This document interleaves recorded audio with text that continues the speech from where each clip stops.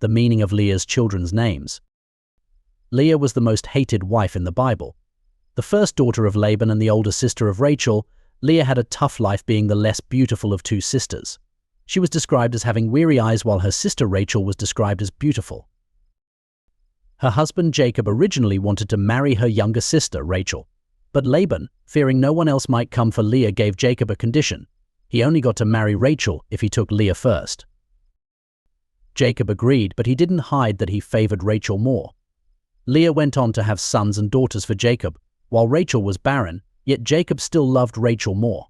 But she was constantly in competition with a sister she could not measure up no matter how much she tried, no matter the number of kids she had. The damage this did to Leah is inconceivable. And we know this because she kept naming her kids after the situation, hoping God would get her husband to love her and make her happy.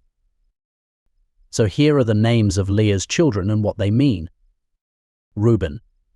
It is because the Lord has seen my misery. Surely my husband will love me now. Simeon. Because the Lord heard that I am not loved, he gave me this one too. Levi. Now, at last, my husband will become attached to me because I have borne him 3 sons. Judah. This time I will praise the Lord.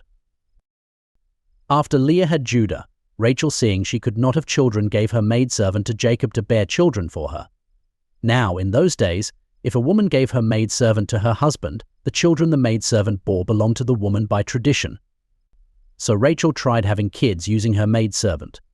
This was also the technique Sarah used before she got Isaac. Leah, seeing that Rachel was trying to get kids through her maidservant, also decided to do the same. After she had Judah, she gave her maidservant, Zilpah, to Jacob. The maidservant went on to have 2 children who Leah named Gad. What a good fortune. And Asher, which means how happy I am. The women will call me happy. But Leah wasn't done childbearing. She had 2 more sons who she named Issachar. God has rewarded me for giving my servant to my husband. Zebulun. God has presented me with a precious gift. This time my husband will treat me with honor, because I have borne him 6 sons. Then she had a daughter named Dinah. So out of the 12 sons Jacob had, Leah bore him 6 herself, then had 2 more through her maidservant. In addition to her daughter Dinah, Leah had a total of 7 children for Jacob.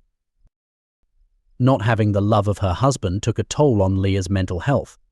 But what's even sadder is that even her children were not favored by Jacob as well.